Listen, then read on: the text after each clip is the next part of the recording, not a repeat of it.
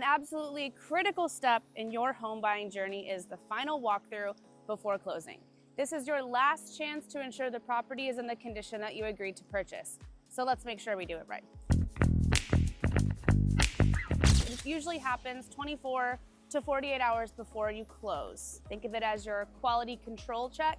You're not renegotiating, but you're confirming everything is as it should be per your contract.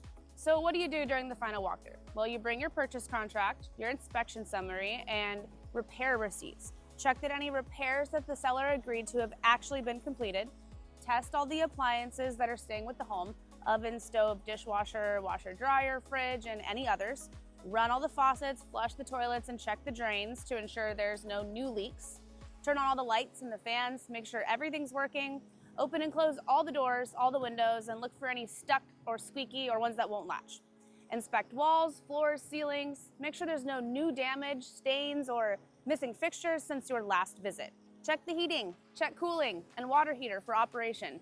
Walk the yard and the exterior. Make sure any agreed upon items like the landscaping or the outdoor fixtures haven't been removed. So what's covered?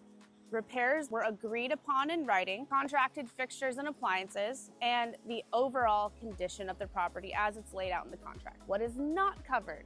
Cosmetic wear and tear, small scratches, little nail holes, or scuffs gained during moving typically are not covered unless explicitly stated. So, new negotiations. The walkthrough is not an opportunity to ask for new concessions unless there's major undisclosed damage or incomplete repairs.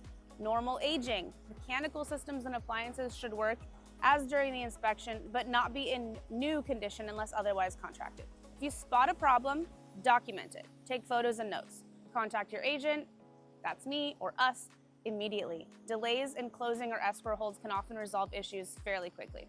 Remember, this is your home, so let's make sure you're perfectly happy before you sign those final papers. If you've got questions, reach out. I'm Shannon Ellison, here to educate and navigate, not speculate and fabricate. I will see you on closing day.